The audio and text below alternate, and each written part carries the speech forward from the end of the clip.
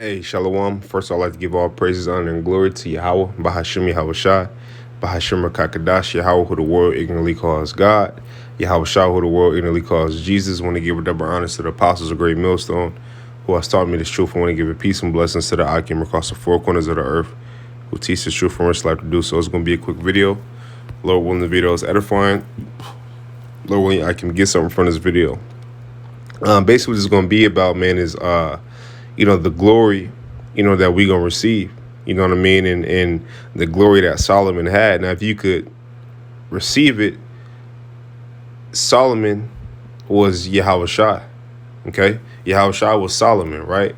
Now, when you read the scriptures, it tells you that, Yahweh Shai's joint heirs, which are the elect and the 1/3, are going to be gloried with him, okay? Now, if you look and you read when he was Solomon, right, which Solomon is the richest man that ever walked the earth. When you read just the wisdom he had, and you can read his accounts, right, which I'm going to read an account right now, right, it kind of puts you back into, it kind of show you a little bit to it, not really, because you can't really, no man can really think of what the Lord got in store for his men, but it kind of show you just how godly we going to be, bro. You know what I mean? And it's for brothers to get excited, man, because, we see shit on this side of, in captivity, right? We see shit, and sometimes you could, drift off and think that you could kind of forget your roots. You could kind of forget where you come from, man. And they teach you that, your shit started on your lineage started on a plantation, and that, or a slave boat, you know what I mean? And that never, that's not true. Okay. Now, if you read no accounts and you are this bloodline, right, we are the same bloodline as Solomon, right?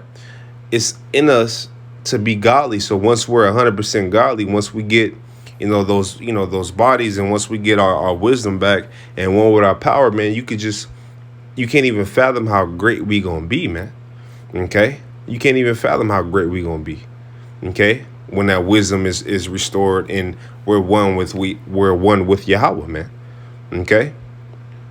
So I'm gonna read an account. I was reading this a couple of days ago, and I was like, I'm gonna do a video on it. Because it's just exciting, man. It's just like to see, like, what I mean, just to see what we have coming to a little degree from what we can see. We look at the generations of old, you know what I mean, and we look at the old accounts, which we look at it through the scriptures, and we kind of see what's how we were, man. You know what I mean? Because we were a godly people, man. Okay, we were, and God, being godly is the thing, man. Being godly is the thing, bro.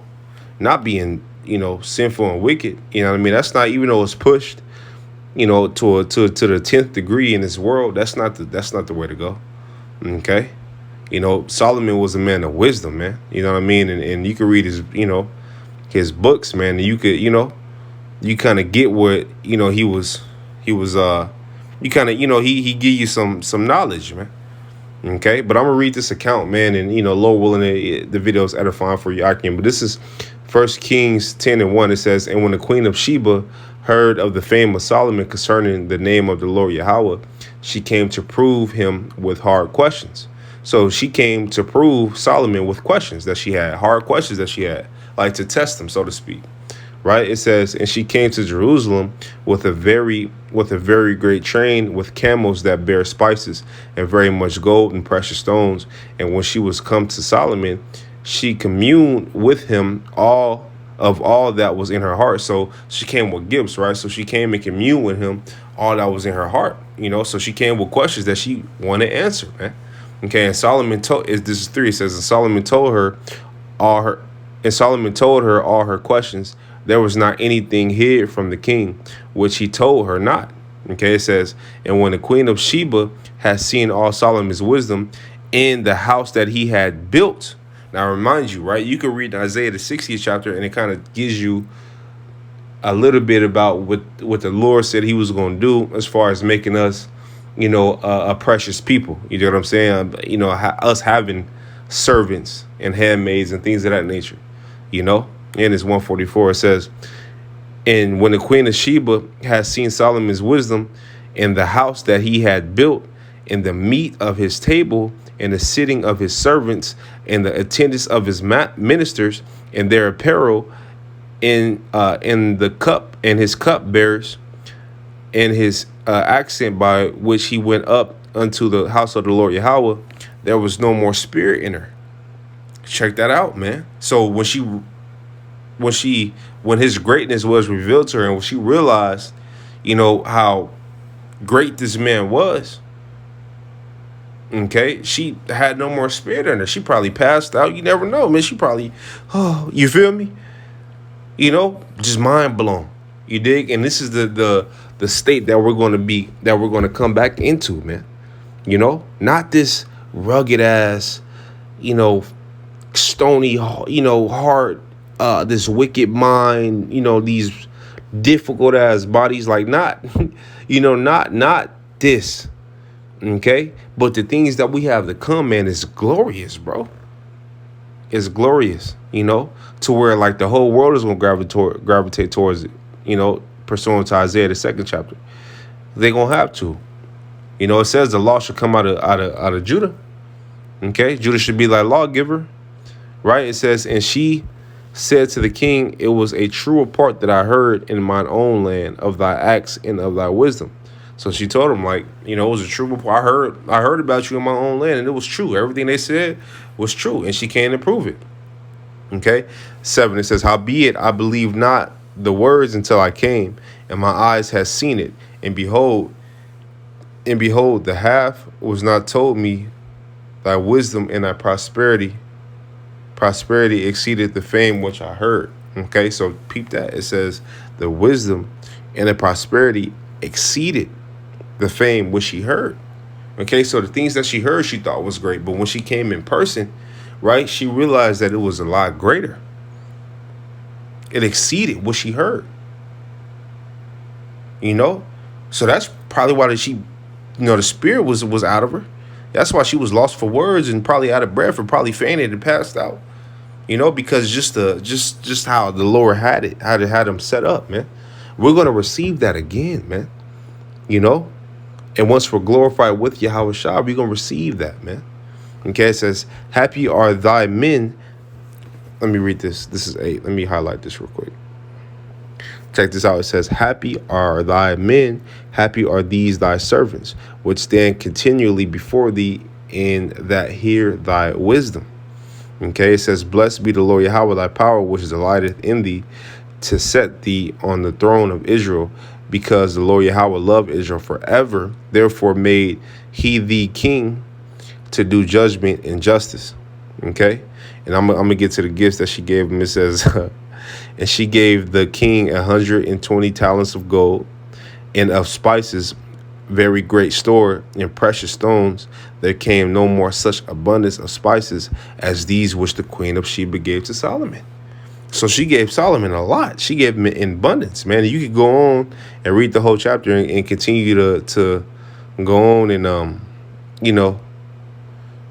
kind of get get some more. You know what I mean? Just so you get the picture of the gifts that she was giving him and all that good stuff, and the things that he was receiving. While you go on and read, I encourage brothers to do so. But for the sake of the video, let me get a precept real quick.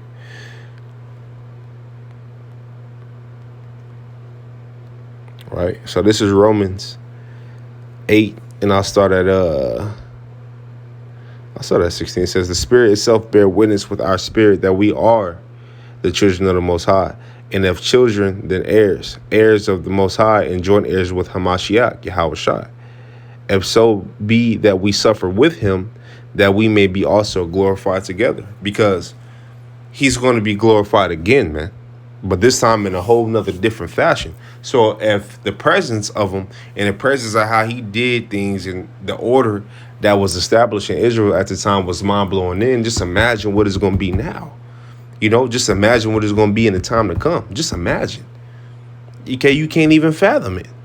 Okay, it says that that we may be glorified together. For I reckon that the sufferings of this present time are not worthy to be compared with the glory which shall be revealed in us, man. So that's not the sufferings of this present time. The little shit that we go through ain't even worthy to be compared with the things that we gonna receive, man. Lord willing, Lord willing, I'm part of one of those joint heirs with Yahweh Shai, man. Okay, one of those joint heirs, to Yahweh Shai, which is the elect in the 1/3, man. Okay.